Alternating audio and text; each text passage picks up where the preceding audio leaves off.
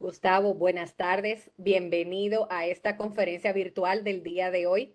Gracias por aceptar la invitación y estar con nosotros en la tarde de hoy. ¿Cómo va todo por allá por Panamá? Hola Larisa, buenas tardes, todo muy bien, gracias a Dios. Aquí con el segundo día de la actualización 2023 del National Electrical Safety Code.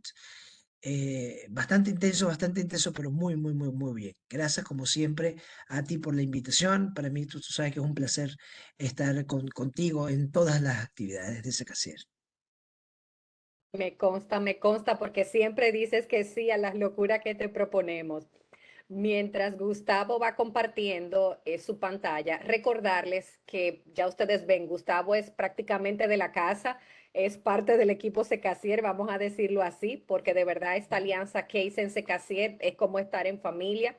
Recuerden que con Gustavo las preguntas que vayan surgiendo la pueden hacer en el momento, no tienen que esperar al final, pueden escribirla en el chat. Igual yo voy a estar por aquí pendiente a cualquier pregunta que no se quede.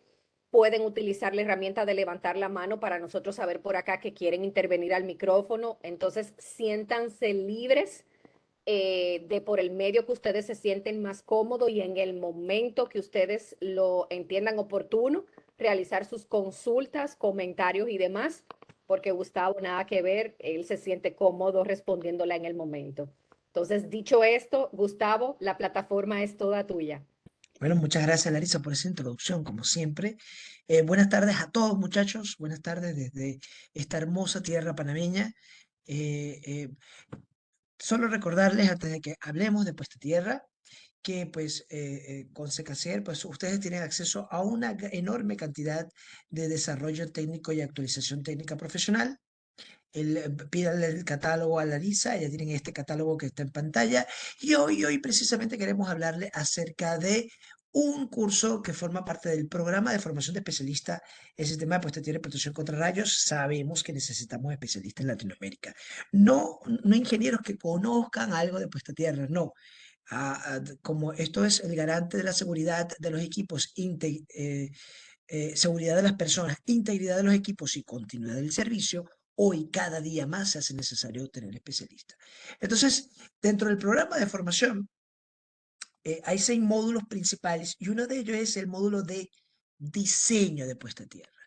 Y de eso es lo que quiero hablarle el día de hoy. Este módulo de diseño, que como bien Larisa les indicó, pues vamos a empezar a dictarlo el 10 de abril, ¿no? Toda una semana, 5 días de manera intensa.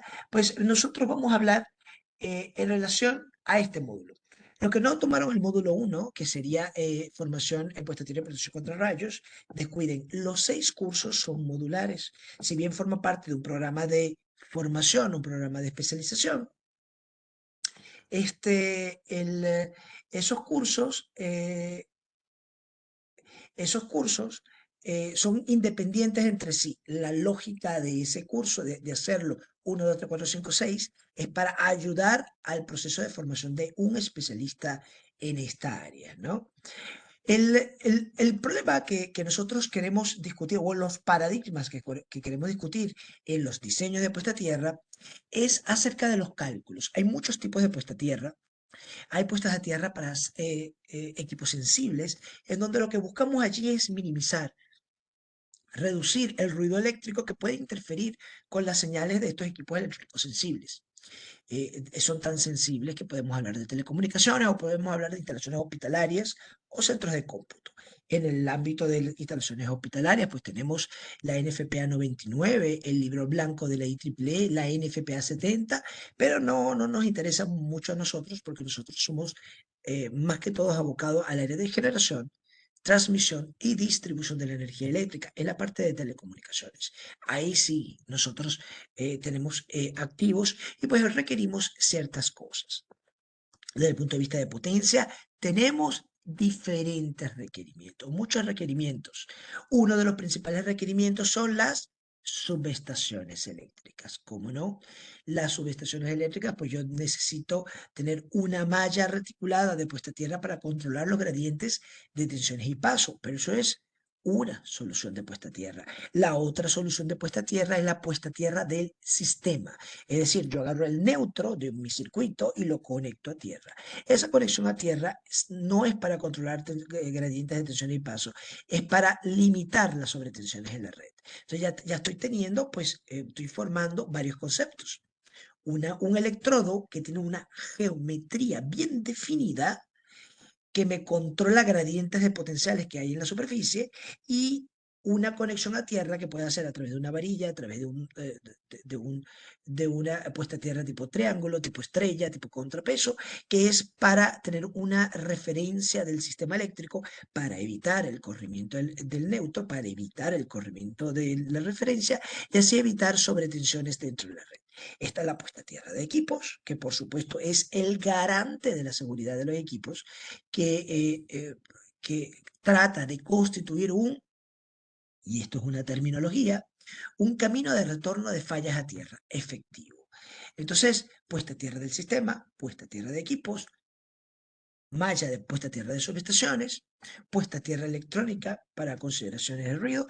Hay una puesta a tierra que es para fines electrostáticos que se usa mucho en la industria petrolera, pues que no nos atañe mucho desde el punto de vista de nosotros como empresa de generación, transmisión y distribución de la energía eléctrica. La cosa está en que si nosotros analizamos las normas, nos vamos a dar cuenta que eh, eh, Javier nos pregunta en el chat, ¿compartirán la presentación? Javier, yo voy a mostrar extractos de la presentación del curso de diseño. O sea que vas a ver, bueno, me vas a ver pasando láminas, pero es el curso de diseño lo que te estoy mostrando, ¿no? Bueno, en sus diferentes partes. Hay diferentes partes en cada uno de ellos, por supuesto, ¿no? El, no, pero bueno, te van a compartir el video, ¿no? Creo que Larisa va a poner público el video. La cosa está en que si nosotros analizamos los electrodos de puesta a tierra, nos vamos a dar cuenta que la geometría del electrodo está bautizada, tiene un nombre. Por ejemplo, en inglés, si yo voy a usar un electrodo tipo varilla, pues todas las normas nos llaman de grounding rod, ¿no? Una varilla. Si yo voy a usar una placa, un electrodo tipo placa, que son muy buenos difusores de corriente, voy a usar una grounding plate. Si yo voy a usar un conductor horizontal enterrado, que es muy común, estos contrapesos en las patas de las torres de transmisión. Ustedes saben que las torres de transmisión, en cada una de las patas, pues coloco conductores horizontales paralelos a la franja de servidumbre. Esos conductores, pues se les llama, sí, son un electrodo, dentro de los muchos electrodos que hay, pero esos son los contrapesos. Ahora, si yo coloco tres varillas conectadas así por conductores en forma de triángulo, pues esto es una delta. Si yo coloco conductores horizontales en forma de estrella, pues tenemos estrellas de 3 puntas, de 6 puntas, de 4 puntas, etc. Entonces, de hecho, si tengo un conductor enterrado, pero en forma circular, en forma de anillo, pues la literatura lo llama grounding ring. La pregunta es, ¿pero por qué darle un nombre específico a la puesta a tierra? ¿Por qué? Si al final es metal enterrado. O sea, si yo entierro una varilla, es metal enterrado. Si yo entierro un conductor en forma de círculo, en forma de retícula o en forma horizontal, al final es un metal enterrado. La pregunta es, ¿por qué la geometría del electrodo genera en tantas normas internacionales una identificación de manera bien particular? Porque el objeto del electrodo no es solamente el valor de resistencia de puesta a tierra, sino que también la geometría influye desde diferentes aspectos y diferentes puntos de vista. Lo que buscamos con el curso de diseño es que ustedes entiendan que por ejemplo, en la parte de subestaciones, me voy a colocar aquí en la parte de subestaciones eléctricas. Cuando nosotros hacemos un diseño, pues claro que hay un cálculo previo que tenemos que realizar, claro que hay un cálculo previo que nosotros pues estamos obligados a determinar, pero ese cálculo tiene que ser bien pensado. Que hay software al respecto, pero es que el software no es suficiente. ¿Por qué no es suficiente? Se lo voy a explicar porque en la charla se titula Hablemos de sistemas de puesta a tierra. En el área de subestaciones, por ejemplo, las ecuaciones son interesantes, pero el diseño es geométrico, el diseño tiene que ver con el arte, tiene que ver con el reticulado. De esa manera, yo necesito un electrodo tipo grit, ¿no? Tipo malla, cuyas, si yo voy a usar el método de la IEEE 80, ese reticulado es perfecto.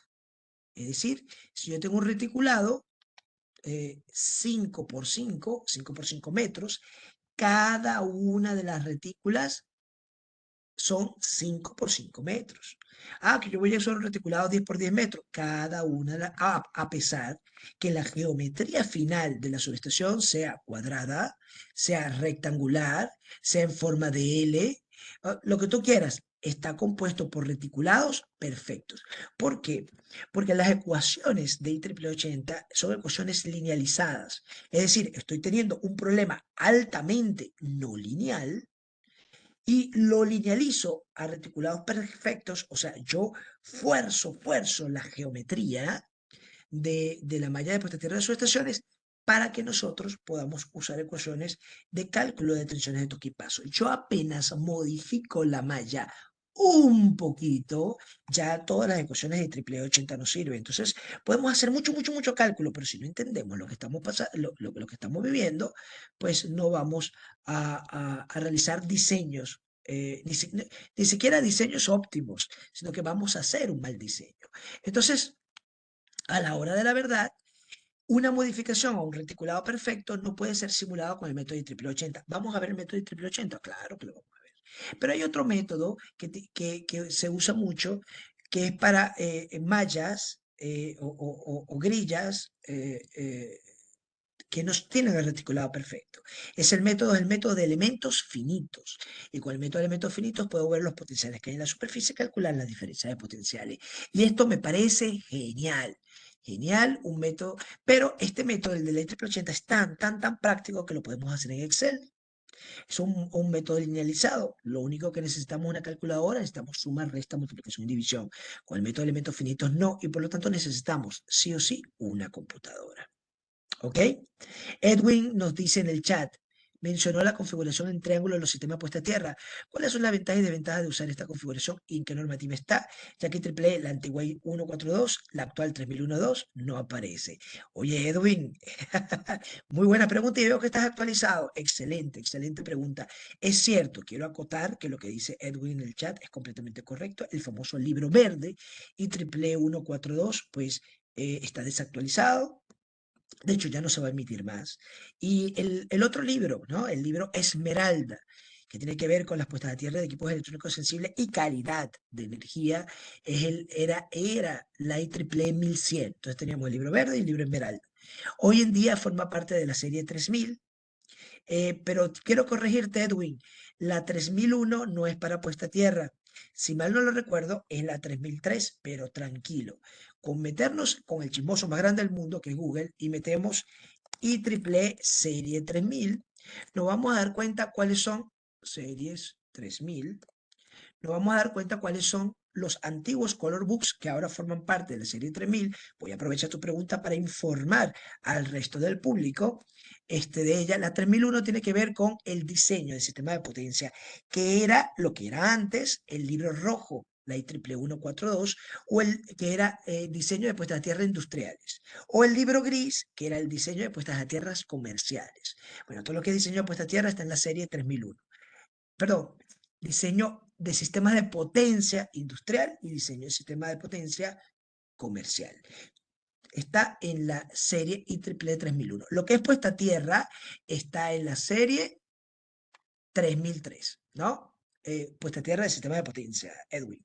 Pero sí, tienes completamente razón, esos libros están desactualizados y estamos trabajando en esto, porque su servidor está ahorita trabajando dentro del comité de la IEEE 3003.3, que como ven no está emitida. Estamos trabajando en llevar esa. En cuanto a la delta, tienes toda la razón. Las famosas ecuaciones de Dwight, vamos a ver si está aquí, ¿no?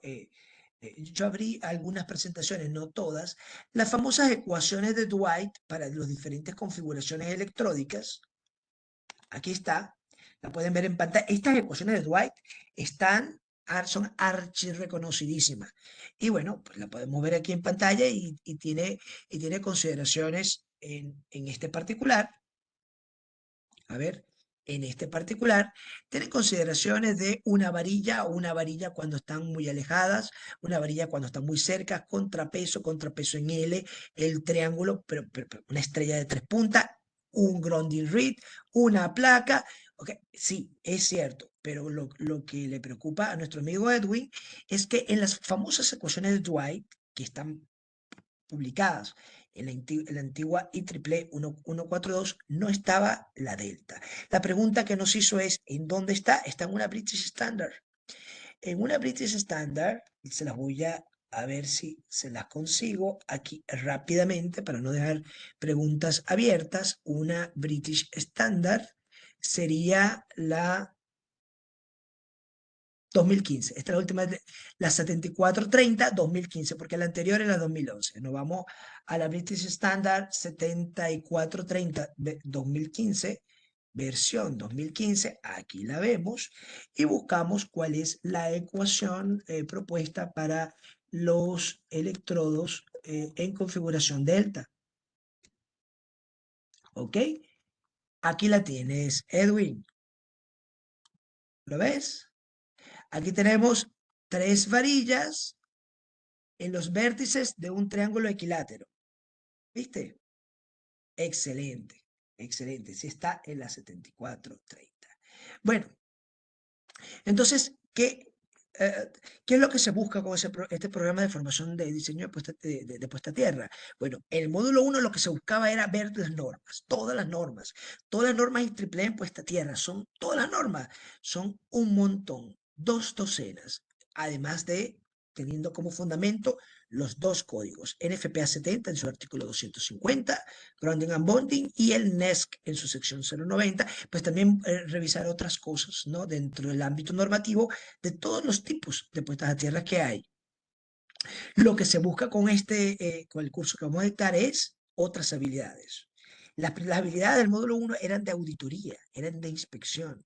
Estas son de diseño, 100%. De hecho, el curso se llama Diseño de Sistemas de Puesta a Tierra. Entonces, hay varios diseños.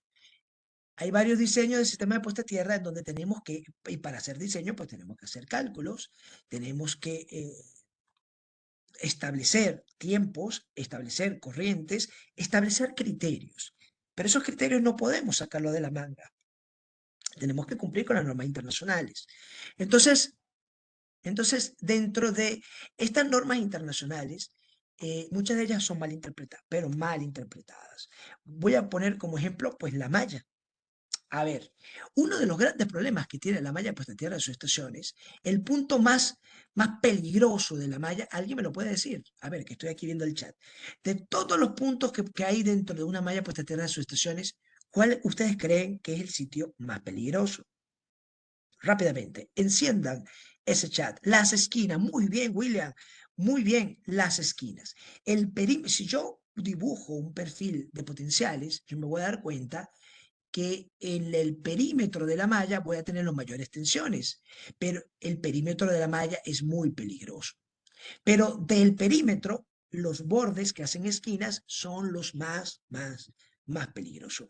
Pero tranquilo, la IEEE 80 y la mayoría, la inmensa mayoría de los diseños de puesta a tierra, pues toman en cuenta estas consideraciones. De hecho, la IEEE 80 tiene toda una sección en donde se discute la puesta a tierra de la cerca perimetral. Aquí vemos algunos gráficos al respecto. Y aquí vemos un ejemplo, en pantalla vemos un ejemplo de, a ver, en pantalla vemos un ejemplo de una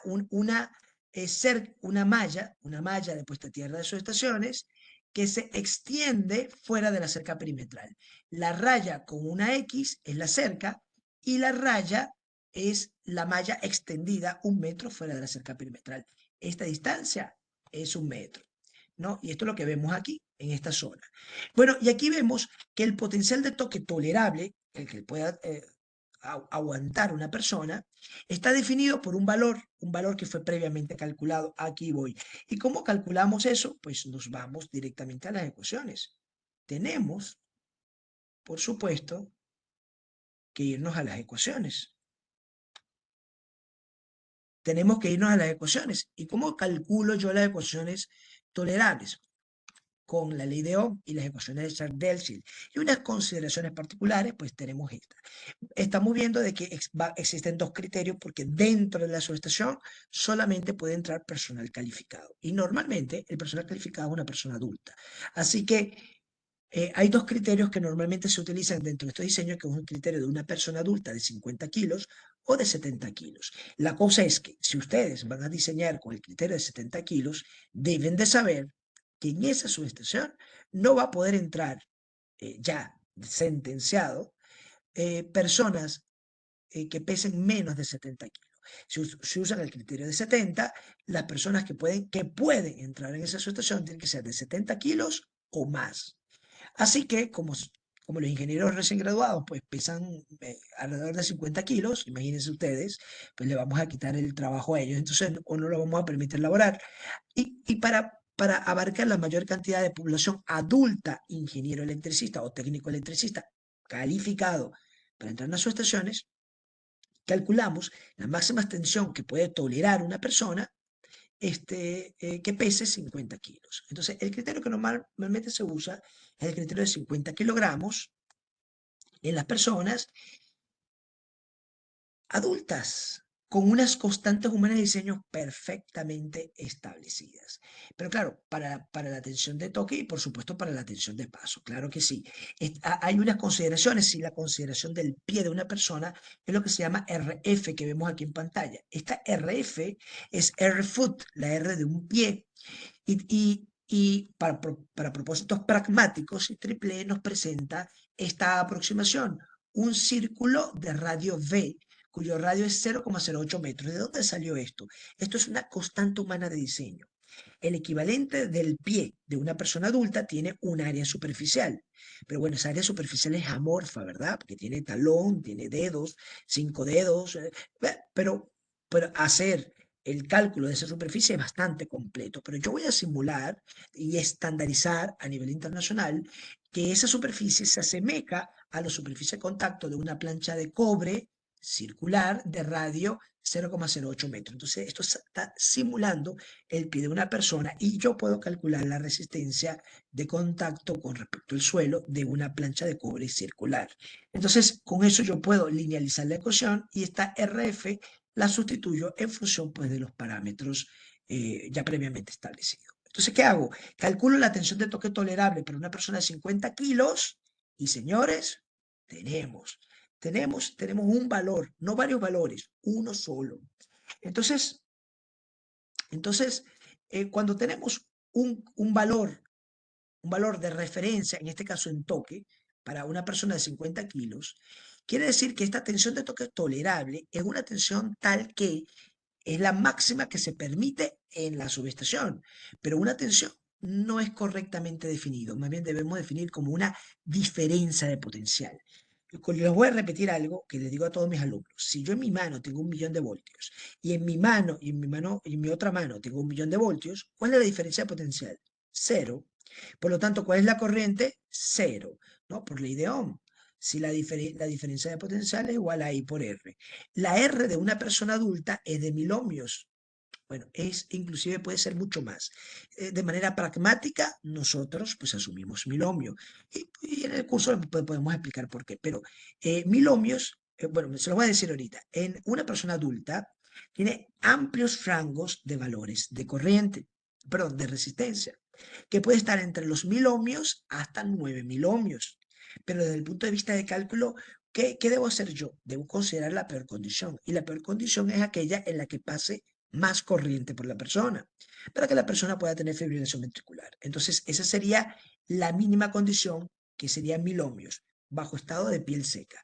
Entonces, existen personas adultas que bajo estado de piel seca ¿Tienen 1000 ohmios? Sí. Entonces ese va a ser mi umbral límite, valor de referencia. Y por eso se calcula dentro de estas ecuaciones que ustedes acaban de ver, ¿no? Por eso que está fijo, fijo, fijo, fijo, fijo, fijo, este valor de 1000 ohmios que vemos en pantalla, ¿no? 1000 más 1,5, se sube S por no sube S, bueno, whatever. Entonces, aquí hay una consideración de una persona adulta en estado de piel seca, el mínimo. Pero una persona adulta que pudiera tener una resistencia del cuerpo humano de 5000 ohmios en estado de piel eh, mojada, ¿no? Húmeda, no inmersa, no en estado de inmersión, sino que tiene la piel mojada, puede tener en esa condición 1000 ohmios. Es decir, en piel seca puedo tener 3000, 4000, pero en piel húmeda puedo tener 1000 ohmios. Entonces, una persona puede cambiar de resistencia tan solo por la condición de la piel. ¿Y cuando una persona tiene la piel húmeda? Bueno, cuando está sudado. Acuérdense que ese sudor no es agua 100% pura, también tiene algunas sales mineral y tiene alta conductividad. La resistencia equivalente al cuerpo humano puede llegar a 1000 ohmios. Y por esa y muchas otras razones, se coloca 1000 ohmios como umbral límite para el cálculo del diseño de la malla. Pero si hay diferencias de potenciales en el suelo, en muchos lados, y esas diferencias de potenciales son 1 voltios, 2 voltios, pues no va a ocurrir nada. No va a ocurrir nada. Yo lo que tengo que controlar en las subestaciones son diferencias de potenciales. Entonces, yo le quiero decir algo a ustedes, que el objetivo fundamental es que las diferencias de potencial en una subestación no sean mayores a las tolerables, pero lo voy a decir de otra manera. Los potenciales que las diferencias de potencial que pudieran existir en una subestación eléctrica no deben ser mayores que el valor de resistencia tolerable para una persona de 50 kilos para que no fibrile.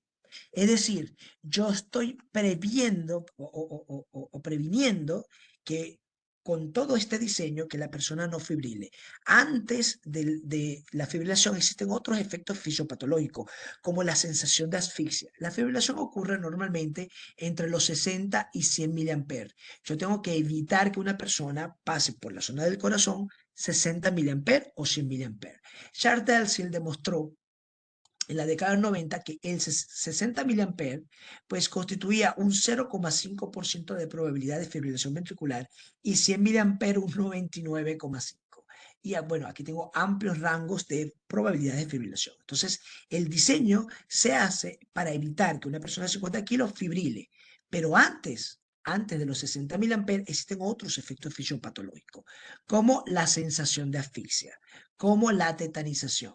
La tetanización pues ocurre entre los 10 a 16 miliamperes pasando por el cuerpo, pero es una contracción espasmódica involuntaria de los músculos del cuerpo humano que no te permiten, bueno, pero para eso es un riesgo industrial. ¿Por qué no diseñar la puesta a tierra con este valor umbral?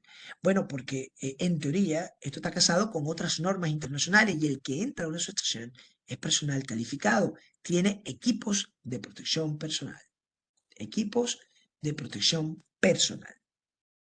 Entonces, eso evita la tetanización, porque si bien no muero por fibrilación, el que yo no pueda controlar los músculos de mi cuerpo, pues puede hacer que me golpee con objetos cortopunzantes o que si estoy trabajando a nivel, pues me caiga y me rompa el cuello. Ah, ok. Después de esto, entre los 40 a 60 miliamperes, hay tetanización de la caja torácica, o sea, no controlo los músculos encargados de la respiración y tengo sensación de asfixia. Y es como si me estuviera ahogando en el mar. La muerte sobrevendría alrededor de los 3 a 5 minutos porque es como si me estuviera ahogando. Pues en este caso en particular las protecciones eléctricas deberían actuar. Pues la protección principal no actuó. Bueno, pero que actúa la secundaria. Bueno, pero si actúa la secundaria, ya espérate, ¿en cuánto actúa la protección principal? Pues no sé, hoy en día son rapidísimas. Vamos a suponer que la protección es lenta, 0,1 segundos. 0,1 segundos. Y eso es lento. Bueno, pero no actuó la secundaria, bueno, 0,5 segundos. Y eso es lento. Ok, ¿y cuánto es para yo morirme por asfixia? 3 a 5 minutos, por favor. Claro que sí. Entonces, realmente, diseñar con estos valores umbrales sería sobredimensionar el sistema de puesta a tierra. Entonces, lo que queremos es que la persona no fibrile y entramos dentro del rango de diseño basado en fibrilación. Para eso consideramos una persona de 50 kilos, para eso, y bueno, y van a pasar cosas. Las cosas que van a pasar es que ante una falla a tierra, como la que estamos viendo ahorita en pantalla, este rayo que vemos acá, la corriente de falla, la corriente de falla, por la resistencia de la malla, me va a dar una tensión. Esto es la ley de Ohm, pura y simple, ¿no? La corriente de falla por la resistencia de la malla me va a dar un nivel de tensión. A ese nivel de tensión la vamos a llamar Ground Potential Rise. Bueno, resulta ser que si yo tengo aquí un equipo, no sé, un transformador, y el transformador está conectado a la malla, y una persona estuviera parado encima de la malla, por ejemplo, Edwin, que me acaba de hacer la pregunta, mira, está parado encima de la malla. Es hipotético, sabemos que la malla está enterrada, pero vamos a suponer que Edwin está parado encima de la malla de cobre y está tocando el transformador. ¿Cuál es la diferencia de potencial entre la mano y los pies de Edwin? Cero. ¿Por qué? Porque la malla adquiere un potencial, este GPR, un potencial. Entonces, vamos a suponer 1000 voltios, 1000 voltios, 1000 voltios en los pies de Edwin. Edwin está tocando con la mano esos 1000 voltios. ¿Y qué hacemos con Edwin? Bueno, nada, la diferencia de potencial es cero. 1000 voltios por un lado, 1000 voltios por el otro, cero. La corriente que pasa por Edwin es cero y por lo tanto no hay fibrilación cardíaca, no hay fibrilación ventricular. Ah, bueno, perfecto. Entonces el concepto se basa en equipotenciabilización. De hecho, hay una foto que me gusta mucho, que es el de la jaula de Faraday, ¿ok? Hay una foto que circula por internet, que me gusta mucho, que es esta que vamos a ver ahorita en pantalla. Aquí está. Esto que está aquí, esto es una persona que está en un laboratorio de alta tensión y está frente a un generador de impulsos. Y pues salta este arco eléctrico, pero a él no le pasa nada porque está todo, tiene una malla, ¿no? Una malla alrededor que está todo equipotenciabilizada. Él no está tocando la malla, por supuesto. Y, y pues está protegido, ¿no? Está protegido ante la electrocución. Bueno, aquí la cosa es controlar los gradientes de potenciales. El problema es que la malla no está a nivel, la malla está enterrada. Y como la malla está enterrada, pues yo voy a tener que subir al amigo Edwin un poquito más arriba. Él va a seguir tocando, él va a seguir. Uf, dejé de compartir. Ahora, otra vez, disculpen esa. Pues el amigo Edwin sigue tocando el transformador, pero en sus pies ya no tiene el potencial de la malla. Ese es el problema. Aquí hay una caída de potencial. Y una caída de potencial interesante que hace que la tensión en la mano y en los pies sea diferente de cero. Si la tensión tolerada por Edwin es que Edwin pesa 50 kilos, por supuesto. Si la tensión tolerada es, ya que perdí el chat, déjame volver a verlo. Déjame ponerlo aquí en esta otra pantalla. Ok, si tolerada es de 500 voltios y la diferencia de potencial entre la mano y los pies es de 400 voltios, estamos muy, muy bien. ¿Por qué? Porque la tensión que va a ocurrir, la máxima tensión o la máxima diferencia de potencial que va a ocurrir en cualquier punto de la malla es 400 voltios. Y yo tolero 500 voltios, bueno, estoy muy bien porque es que además Edwin es una persona calificada que tiene equipos de protección personal porque es profesional electricista, técnico electricista, ingeniero electricista. El problema que de todo lo que hemos estado hablando es que el sitio más peligroso es la cerca perimetral. ¿Por qué la cerca perimetral? Porque la cerca perimetral está también puesto a tierra a la malla. ¿Ok? Si yo estoy tocando la malla, pero por el lado de afuera, yo pudiera electrocutarme. ¿Por qué? Porque el diseño que yo estoy haciendo de puesta a tierra lo hago sobre un área, ¿no? sobre un área. Y si esa área, la cerca perimetral, está alejada de esa área, pues yo no sé qué es lo que está pasando afuera. Aquí está el amigo Edwin tocando afuera, ¿no? Tocando la malla, que está la cerca perimetral, que está puesto a tierra a la malla, y todo esto es la malla. La simulación solamente me da los potenciales en esta área, no me da los potenciales afuera, y yo no sé qué es lo que está pasando. Entonces, no puedo dar la garantía a Edwin de que está protegido. Yo solamente hago el cálculo sobre el área en estudio. Y por eso que algunos diseños están malos, porque no saben lo que va a pasar afuera. Entonces, eso por un lado. Pero vamos a suponer que yo extiendo la malla, esta es una malla de cobre. A ver, vamos a poner aquí una malla de cobre. Aquí está, esta malla de cobre, como les dije, ¿no? Reticulada para cumplir con el triple 80. ¿Ok? Reticulada. Imagínense ustedes que es un reticulado perfecto, pero yo lo que voy a hacer es extender, extender esta malla fuera de la cerca perimetral. Aquí está, ya lo extendí, fuera de la cerca perimetral. Listo. La cerca perimetral está allá adentro y yo la extiendo 1 metro fuera de la cerca perimetral. Ahí está. Entonces yo tengo el control en la simulación de toda el área y yo sé lo que pasa del lado de afuera. Edwin está tocando del lado afuera y yo debo de controlar las peores tensiones, las tensiones que ocurren, como ustedes bien dijeron, aquí, en las esquinas. Y en el perímetro también, no solo en las esquinas, también en el perímetro, solo que las esquinas es lo más peligroso. Pero ¿por qué es más peligroso todavía a pesar de que hice este diseño? Es decir, extendí la cerca perimetral 1 metro después. Bueno, porque es que aquí fuera normalmente Edwin no se la pasa. Él es un operador de la subestación, él se la pasa adentro. Todo está controlado por la puesta a tierra. Pero aquí afuera hay niños que tienen pesos menores a 50 kilos. La puesta a tierra no los protegen a ellos de fibrilación ventricular. Hay niños que pueden pesar 20 kilos, adolescentes que pesan 30 kilos y tocan la malla metálica que está puesta a tierra. El niño, pues, realmente al tocar la cerca perimetral, el niño lo que está haciendo es que, en caso que la malla se energice, tener el potencial de la malla en sus manos y en sus pies, lo que sea. Pues aquí va a haber una diferencia de potencial y el diseño no estaba para protegerlo a ellos. Personas de 50 kilos o menor. Entonces, cuando eso es así, nos vamos a dar cuenta que la torta en la peor condición está en la cerca perimetral. En los diseños de puesta a tierra, en la IEEE 80, sección 17, pues nos plantean estos varios casos, ¿no? Un estudio de casos que son consideraciones de diseño. Por ejemplo, yo tengo aquí una malla reticulada que se extiende 1 metro fuera de la cerca perimetral. Aquí está la malla y aquí está la cerca perimetral. Esto es lo que vemos aquí y esta distancia es 1 metro.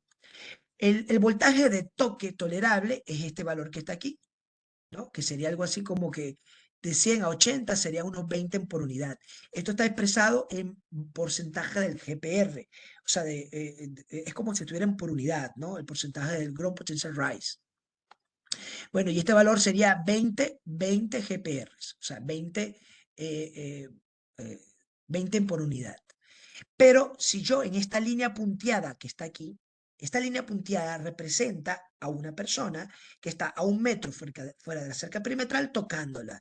Entonces, si yo verifico el perfil de tensiones, nos vamos a dar cuenta que el perfil de tensiones es este, varias curvas. ¿Y por qué no es un valor constante como el valor tolerable? No es un valor constante porque no es un valor constante porque ahora si lo vemos de perfil y colocamos la malla aquí, la malla sí tiene un valor constante, pero en el suelo, el nivel del suelo no lo es.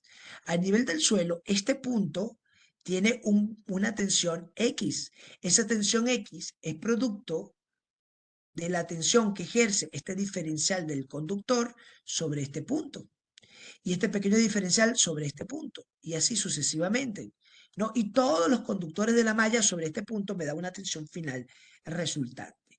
Y si lo dibujamos en 3D, la forma geométrica de los potenciales nos viene dando de esta manera, ¿no? Eso es, claro, si medimos longitud versus tensión en el suelo. ¿Ok? Entonces, claro, yo tengo en varios puntos del suelo diferentes potenciales. En la mano, Edwin tiene el potencial de la malla, que es 1000 voltios, en mi caso hipotético de ejemplo, y en el suelo tiene, bueno, en este pedacito de suelo tiene 900 voltios, en este pedacito de suelo tiene 500 voltios, en este pedacito de suelo tiene 100 voltios, y paradójicamente, en este pedacito de suelo es donde es más peligroso. ¿Y por qué va a ser más peligroso si esto tiene 100 voltios y esto tiene 900 voltios? Porque Edwin, como ya le dije, tiene en sus manos, está tocando la cerca perimetral, el valor del potencial de la malla, porque la cerca perimetral está puesta a tierra. Y la diferencia de potencial que ve Edwin en este punto, parado, un punto de 900 voltios, es 1000 voltios menos 900. La diferencia de potencial que ve Edwin es 100 voltios apenas.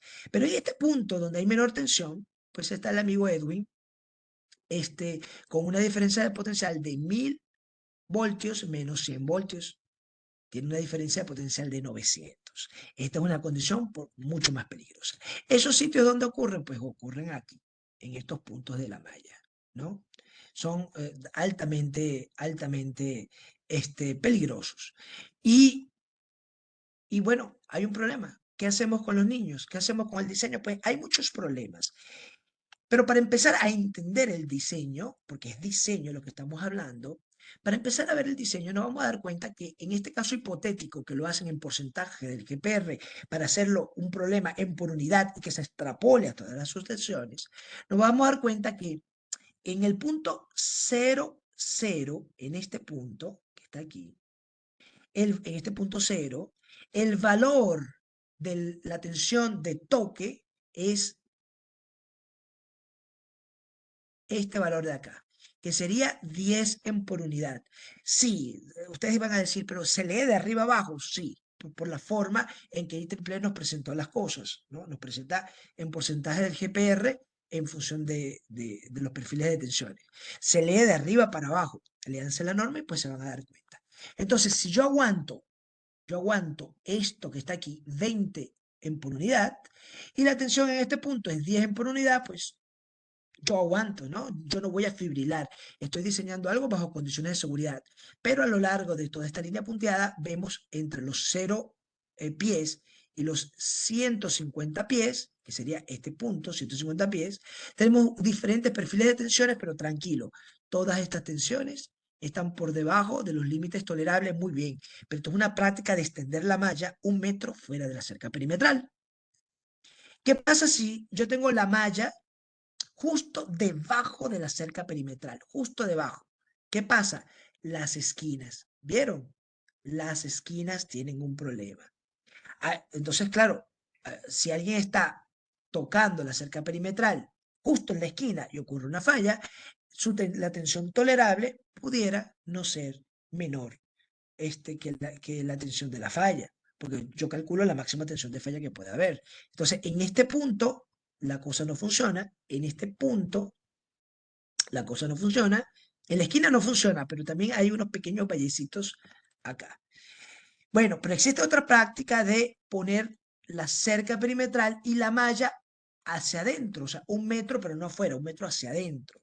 Lo peor de lo peor, las esquinas.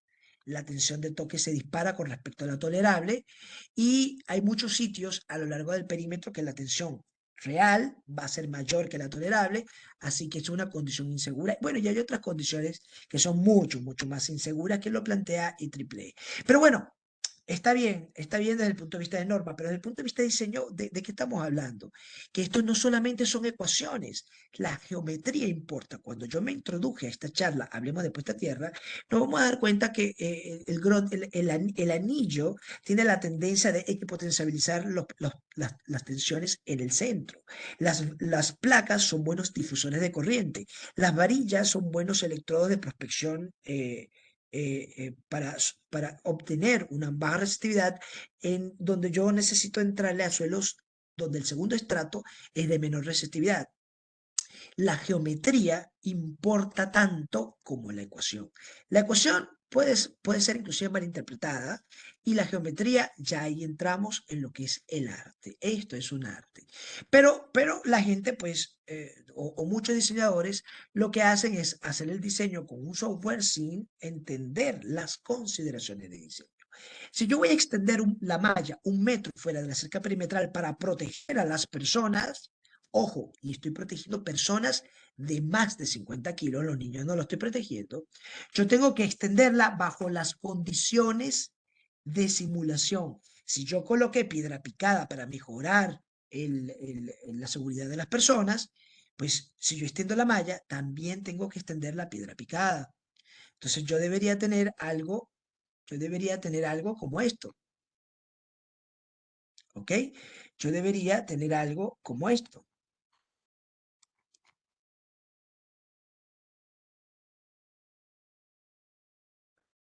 ¿ok? ¿Lo ven?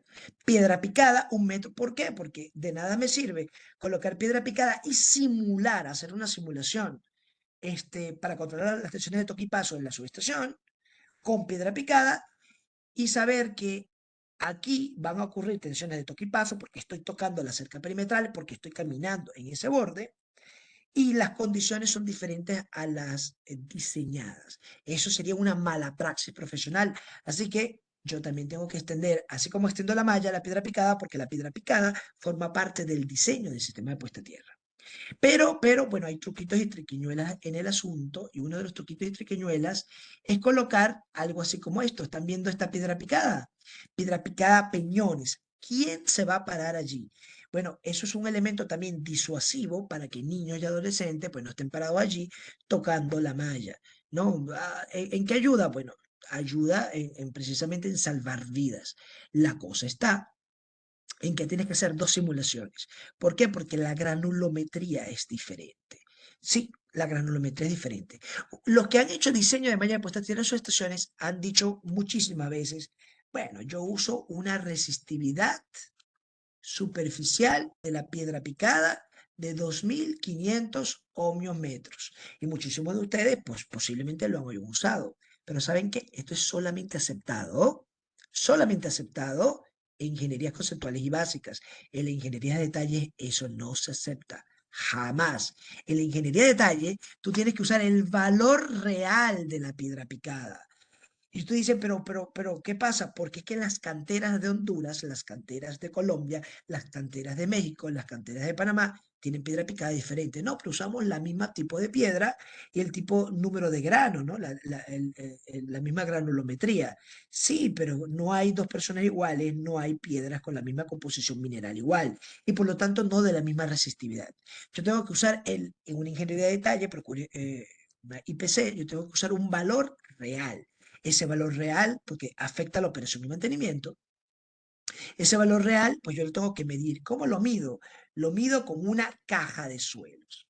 Aquí, vamos a una caja de suelo, usamos el chismoso más grande del mundo, que es este de aquí, y buscamos la palabra soil box, ¿no? En esta caja de suelo típica, pues yo meto aquí un material que quiero conocer la resistividad, uso un telurómetro y calculo el valor real de la piedra picada que yo voy a usar en el diseño. Y eso es una ingeniería de detalle. Hacer una aproximación, eso es una ingeniería básica, pero si se usa ingeniería de detalle, eso es una mala praxis profesional. La IEEE 80, la IEEE 80 tiene una tabla, aquí está, se la presento. IEEE 80 es la guía for safety in station grounding. Tiene una tabla bastante interesante de las resistividades típicas de la capa superficial. Y bueno, hay algunos software que también te vienen con esa información, ¿no? Es esta tabla que vamos a ver justo a continuación. Aquí, esta de aquí, ¿no? Típica resistividad de los materiales superficiales, diferente bajo condición seca, bajo condición húmeda, pero solamente se acepta como guía, ¿no? Como ayuda. Yo no puedo tomar un valor de aquí y meterlo. Imagínate, entonces estoy usando valores teóricos hipotéticos para una construcción real. Eso sería ser el ridículo. Eso es una mala praxis profesional. Tenemos que usar la caja del suelo y determinar el valor de la resistividad de esa caja de suelo. ¿Me la estoy inventando? No, de hecho está normalizado. Si nosotros vemos las normas y vemos las normas de This Material, la ASTM 57, la vemos en pantalla y mira lo que, bueno, vamos a ver el título primero. Método de prueba estándar para la medición en campo de la resistividad del suelo usando el método de Werner de 4 puntos para suelos y para materiales. En el material, pues podemos usar una soil box, una caja de suelos, como la que vimos en pantalla. Está normalizado a STM G57. ¿Ok? Y esto, pues, por supuesto, para la resistividad del suelo natural, para ver, pues, cuál es la resistividad aparente del suelo donde se van a instalar las subestaciones. Entonces, sí, yo tengo que extender parte del diseño, no solamente son las ecuaciones, sino estas consideraciones, porque si yo meto cualquier cosa, sale cualquier cosa. Hay sitios en donde el software dice, bueno, mira, aquí hay una tensión de toque increíble, enorme, altísima. El diseño está malo. Ya va, espérate. La pregunta es, en este sitio, cuando hacemos el método con elementos finitos, lo simulamos en 3D. En este sitio hay tensión de toque. El software podrá decir lo que sea, pero ¿existe tensión de toque? No, porque no hay nada que tocar. Si yo me alejo mucho y no tengo nada conectado a la malla puesta a tierra, no existe la tensión de toque. Entonces, muchísima gente, cuando hace la simulación, ve que adentro de la subestación, hay zonas, vamos a usar esto, hay zonas, vamos a usar este, bueno, ¿qué pasa? Pues vamos a usar este de aquí. Hay zonas que les dicen, señores, aquí el potencial de paso está disparada o el potencial de toque está disparado. Y resulta ser que allí va el transformador. De hecho, tenemos tremenda fundación del transformador. La pregunta es, ¿el transformador y la persona pueden ocupar el espacio al mismo tiempo? No, claro que no. De hecho, yo tengo fundaciones de transformadores muy, muy grandes, como las que vemos en pantalla. Aquí no hay tensión de paso. Si yo me paro en esta zona, aquí no hay tensión de paso. Aquí no hay tensión de toque. La tensión de toque está en el perímetro de esta fundación civil. Además, es una buena práctica de ingeniería a esta, conectar la malla al encofrado de la base de fundación, porque esto a la final, este bloque gigantesco es un electrodo Ufer. Meter mallas, conductores de cobre que atraviesan, eso es un diseño poco técnico económicamente eficiente, ¿verdad? Entonces, pues simplemente colocamos un anillo y seguimos simulando. Al hacer la malla de manera deforme, ya no podemos usar la triple 80. Pero descuiden, está el otro método de elemento finito, pero hay que saber que ya las ecuaciones de triple 80 no funcionan. Entonces, el diseñar con cobre aquí es realmente pues hacer el ridículo. De hecho, esto ya es por sí un electrodo, hay que conectarse a ellas. El encofrado o las cabillas de metal, el refuerzo metálico de esta base es gigantesco. Hay una enorme cantidad de metal antes del vaciado en concreto. Eso es un tremendo electrodo, tremendo electrodo. Entonces, una buena práctica de diseño, pues, es usar el método de elementos finitos, realizar tu malla, pues, hacer tu malla, vamos a hacer una malla amorfa para usar el método de elementos finitos, y en el sitio en donde está la fundación, allí, pues, interconectarse a la fundación y seguir trabajando, ¿no? Seguir trabajando con la malla. El software va a decir, señores, en este punto tengo un problema, las tensiones de toques X, las tensiones de paso X. No, pero es que el software puede decir misa. En ese sitio no existe tensión de toque, en ese sitio no existe tensión de paso. Entonces, a veces los ingenieros diseñadores pues meten un input y sacan un input y el software dice, mal diseño, tensión de toque peligrosa, tensión de paso peligrosa, sin analizar lo que está pesando. Y hacen diseños sumamente costosos e inseguros, e igualmente inseguros. Hay unos que lo hacen seguros, pero con un sobredimensionamiento altísimo, pero lo frecuente es que los diseños sean inseguros. Inseguros por muchas cosas. Uno, como ya le dije, si el problema más grande es las personas agarrando la cerca perimetral, ¿qué hacemos con la malla ciclón con puertas que se abren afuera? Ahí tenemos otro gran problema. En los sitios en que las mallas abren hacia afuera, en donde las puertas abren hacia afuera, como la que vemos en pantalla. De hecho, vamos a tomarnos esta imagen y vamos a ponerla aquí. En esos sitios, una persona puede estar tomando la puerta de entrada a su estación y la está abriendo la puerta. Es decir, se va a alejar más de 1 metro fuera de la cerca perimetral y la puerta va a estar, no sé, alrededor de 3 metros, y la persona está aquí abriendo la puerta en 3 metros. Si en ese momento ocurre la falla, pues tienen en sus manos el potencial de la malla y en sus pies lo que haya al nivel del terreno. La diferencia de potencial va a ser muy grande. Entonces, normalmente en las puertas hacemos este chichón hacia afuera. Y lo hacemos, pues, tomando en cuenta estas consideraciones de seguridad del diseño. En un proyecto en el que trabajé, yo veo que el ingeniero diseñador pues me presenta eso para hacer la auditoría y yo le pregunto, oye, ¿por qué colocaste este chichón fuera de la cerca perimetral? Esperando que me contestara que es cuando la puerta se abre hacia afuera. Me dijo, ingeniero, no sé, pero siempre lo hemos hecho así.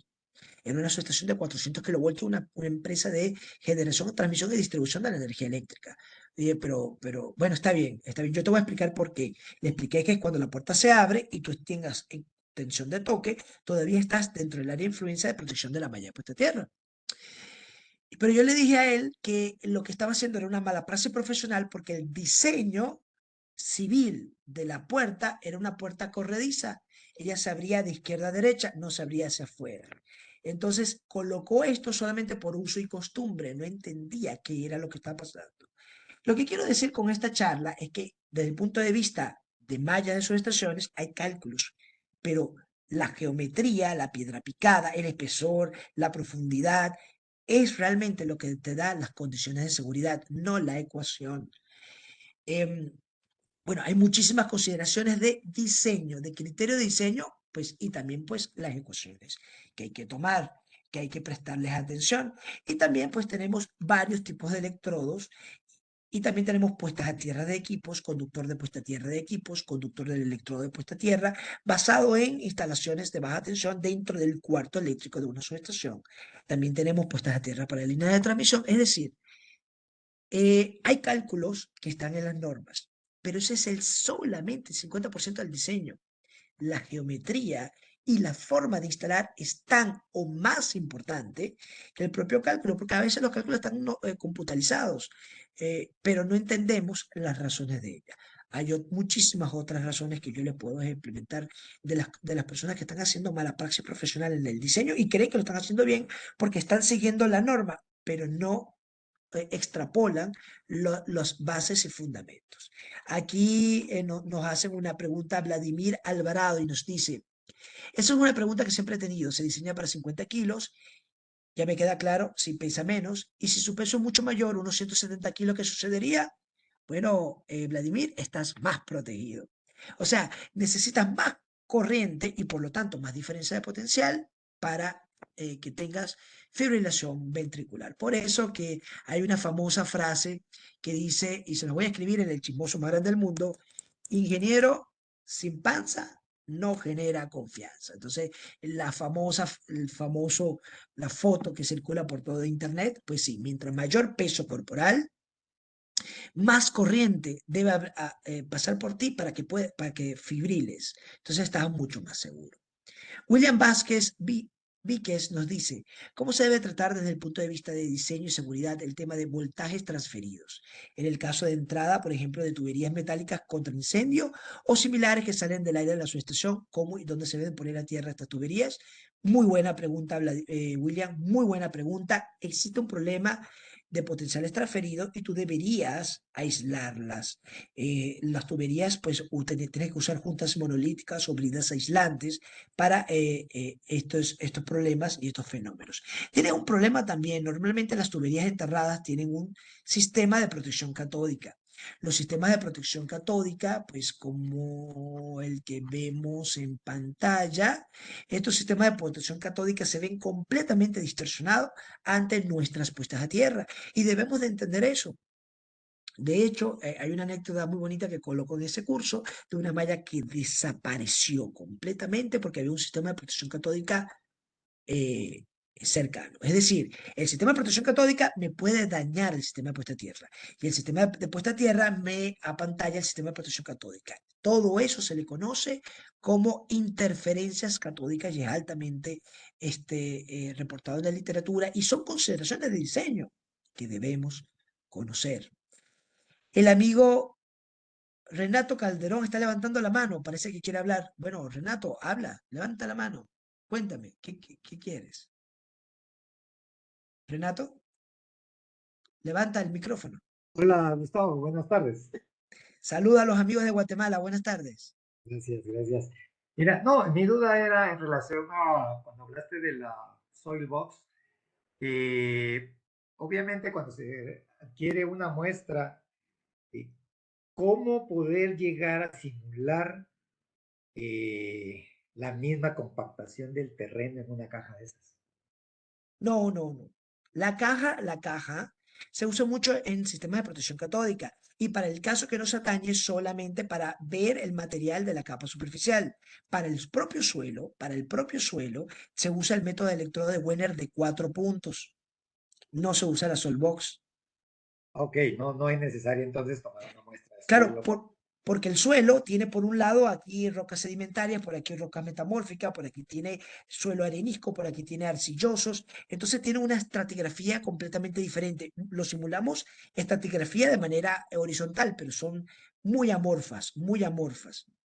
Y en ese amorfismo lo que hacemos es con el método de Wenner de 4 puntos, con 4 electrodos separados a una distancia A, en ese lo que estamos haciendo es simular todo el suelo como si fuera una resistencia equivalente de todo lo que hay ahí metido, pero hay de diferentes materiales. La cosa con la capa superficial es que no hay diferentes materiales.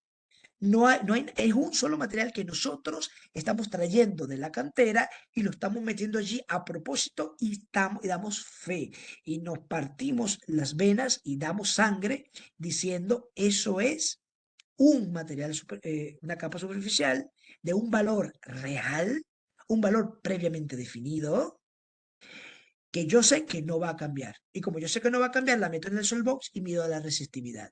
Y para propósitos de diseño, pues yo simulo la resistividad de la capa superficial medida con la caja de suelo y uso la resistividad aparente, ya sea un estrato completamente resistividad aparente o un suelo biestratificado, ¿no? Pero normalmente lo hago con el método de Wenner de 4 puntos, que también está indicado en la IEEE 81.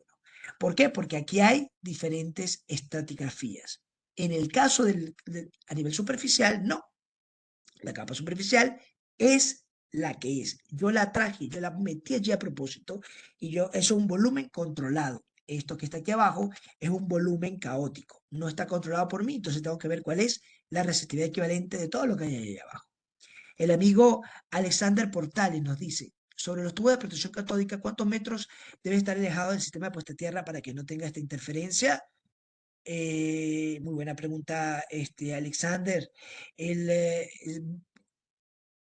Tu terreno, se va a energizar cuando tú le metas una falla a tierra en la subestación y tiene una zona de influencia bastante apreciable. Pero tranquilo, la corriente no se va por todos lados del planeta, normalmente sigue el circuito.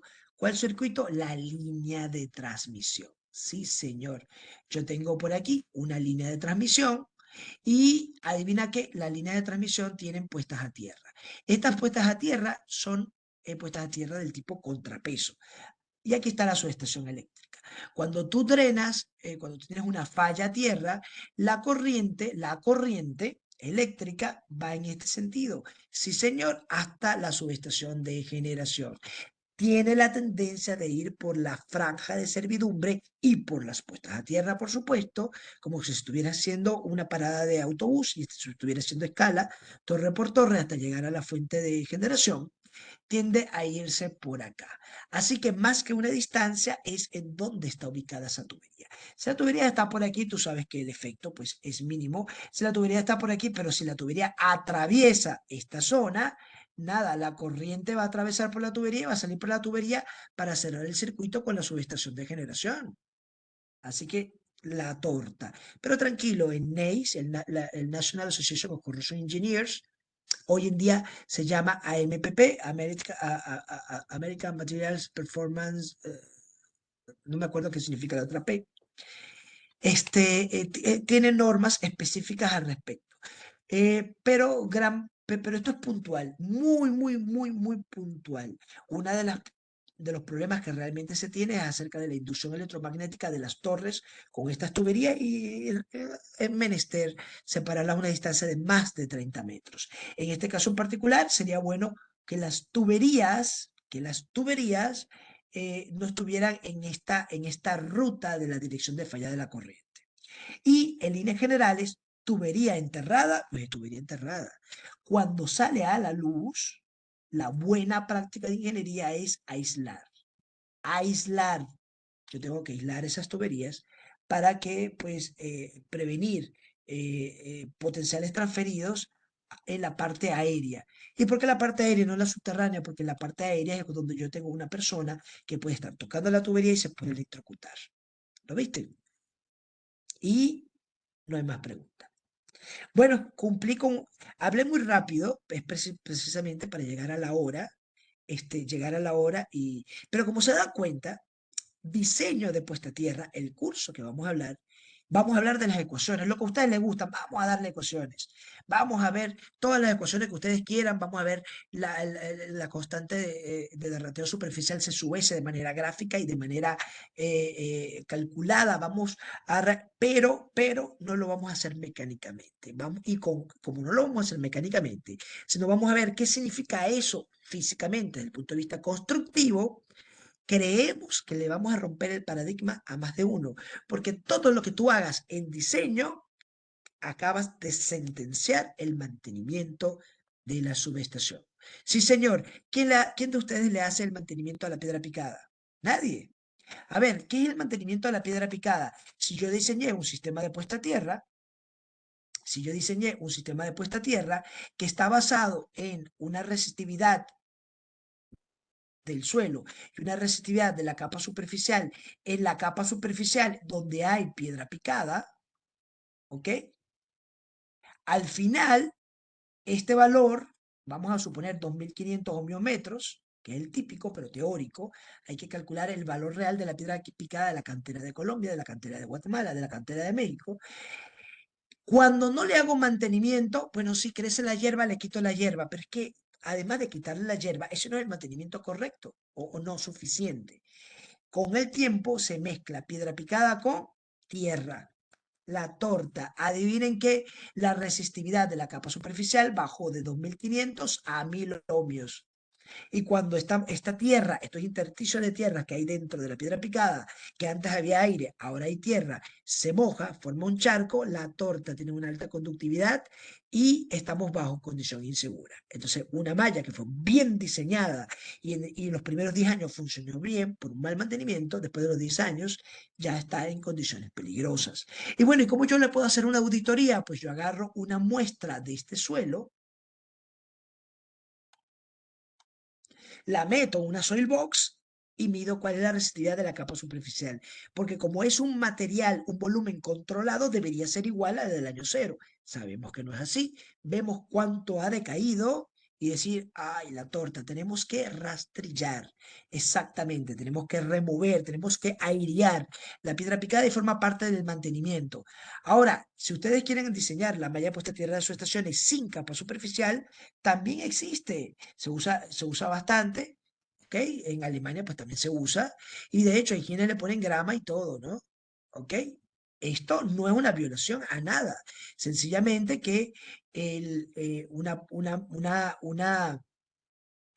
subestación sin capa superficial involucra que abajo el electrodo pues tiene el reticulado más cerrado, a la hora de la final es una malla un poquito más costosa, estoy enterrando mucho más cobre, pero ¿lo puedo hacer? Sí lo puedo hacer.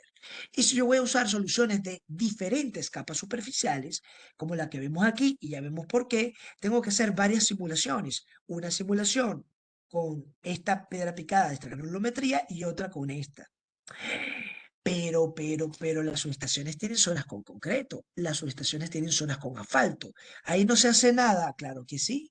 Como vimos en la IEEE 80 en la tabla, el concreto y el asfalto tienen cierta resistividad superficial. Y sí hay que tener varias simulaciones para saber qué es lo que está pasando en un área que tiene piedra, en un área que tiene asfalto, o sea, la carretera interna de la subestación, y cuántas veces hace eso un diseñador. Nunca.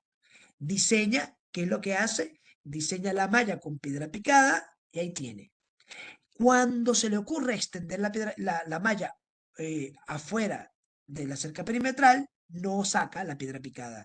O sea, es como que si el diseño lo hubiese hecho sin piedra picada. Él solamente extiende la malla porque esta sección de la norma le dijo que pues es la mejor práctica de ingeniería extender la malla 1 metro fuera de la cerca perimetral. Pero no es extender solamente la malla, es extender todo el caso de estudio. Y si tu caso de estudio para controlar los gradientes de tensiones de toque y paso están basados en piedra picada, en concreto o asfalto, pues tienes que colocar hasta allá piedra picada, concreto y asfalto para que realmente te den esos valores de tensiones de toque y paso tolerables. Conclusión. Vamos a ver electrodos unitarios, ecuaciones de Dwight, deltas, contrapeso, etc. Lo vamos a ver. Y vamos a ver el de la malla. Vamos a ver el conductor de puesta tierra aquí por la puesta tierra del sistema. Desde el punto de vista de cálculos, por supuesto, pero desde el punto de vista de diseño. Vamos a ver qué hacemos con la teoría y cómo lo llevamos a práctica y qué es lo que se hace en la práctica y qué es lo que se hace en campo durante la instalación, que hacen que todo ese trabajo que nosotros hicimos se destruya y evitando generar lo que normalmente ocurre. Diseños costosísimos de sistemas de puesta a tierra igualmente inseguros. No solamente el de la malla, sino el del equipo, el del sistema, el de protección contra rayos. Nicolás nos dice, en un entorno urbano para instalaciones de subestaciones 33, 13.2 kilovoltios, las dimensiones del terreno suelen ser reducidas y la capa superficial contemplada en las hipótesis no aplica. Para terreno vecino, es lo que incluso puede ser de tipo residencial. ¿Cómo se procede en estos casos?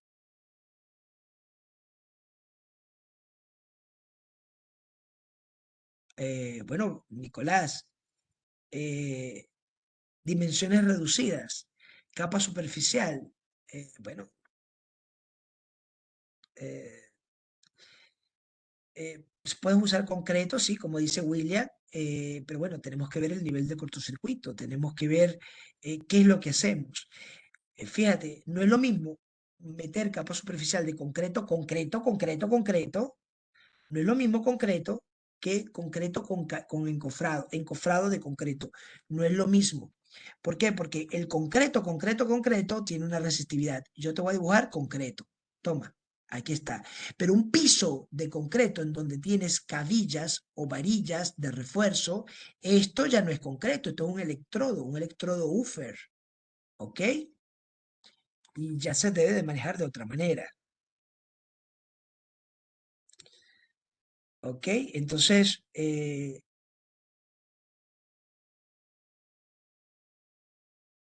bueno, Nicolás, habría que analizarlo según la condición, ¿no? Siento que más de una pregunta es una consultoría la que me estás haciendo, pero, bueno, es una instalación de subtransmisión, entorno urbano, entiendo que no tienes muchísima área y a los lados, pues, no puedes expanderte, ¿no? Tienes vecinos de aquí, vecinos a la izquierda, adelante y atrás, y solamente tienes lo que tienes. No hay ningún problema, no tienes ningún problema, Nicolás. No hay por qué tenerle miedo. Aquí está tu subestación y está en un ambiente tan urbano, tan urbanizado, que aquí al lado tienes un edificio y aquí al lado tienes una casa, ¿ok? Bueno, con el edificio, normalmente el edificio tiene piso de concreto. Este piso de concreto, pues, va a generar otra cosa. Aquí yo lo que tengo es un patio, aquí pudiera haber problemas. Pero la pregunta es, ¿hay tensión de toque, Nicolás? Aquí lo que tengo es una pared, hay tensión de toque, la idea es no tener tensión de toque. Es decir, que la persona que está aquí y la persona que está aquí nunca toque el potencial de la malla. ¿Y cómo nunca va a tocar el potencial de la malla? Pues no colocándole cercas metálicas. Si lo que me separa de un lado a otro es una cerca metálica, esta persona de afuera pues se la va a ver bien, bien, bien mal. Y bueno, entonces voy a colocar una pared de concreto tampoco, porque la mampostería se considera que también genera, o las columnas de la mampostería enterradas, esa zapata es un electrodo buffer, ¿sí?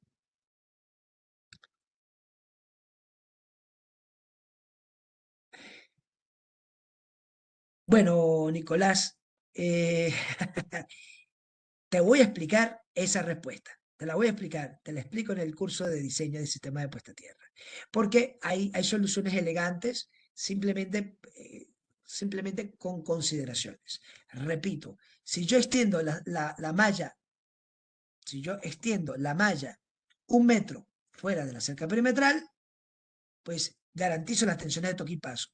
Pero si yo la extiendo 5 metros fuera de la cerca perimetral, la pregunta es, bueno, y claro, todo esto está reticulado, ¿no? Todo esto está reticulado. Si yo la extiendo 5 metros, la pregunta es, aquí arriba, a 5 metros, ¿hay tensión de toque? No, no lo hay.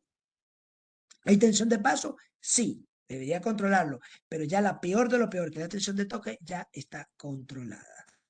Eso es, Nicolás.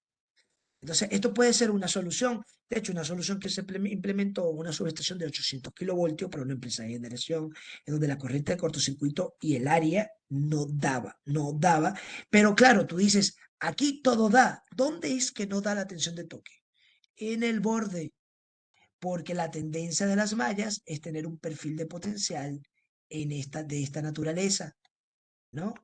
Es en el perímetro. Si yo mido la longitud con respecto a la tensión, estos picos de tensiones normalmente están en el perímetro y en las esquinas.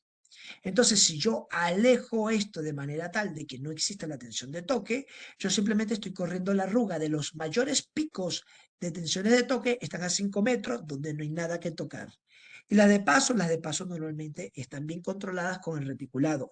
Así que es una solución elegante a un problema complejo, pero hay que tener una visión espacial. Conclusión, el curso de diseño de sistema de puesta a tierra va a tener sus números, por supuestísimo, pero va a desmitificar a más de uno de las malas praxis que se están ocurriendo. Y claro, se ve el diseño en cómo impacta en la operación y cómo impacta en el mantenimiento. Lo que les dije de la piedra picada es una consideración del mantenimiento, pero bueno, hay muchas otras consideraciones adicionales. ¿Sí? Ahora sí, me pasé de 1 hora. Pero bueno, espero que la charla pues les haya gustado y le haya dado ese saborcito, ese sabor de boca, para que ustedes vean que esto no es solamente una ecuación matemática, literalmente. Puesta a tierra es un arte. Larisa.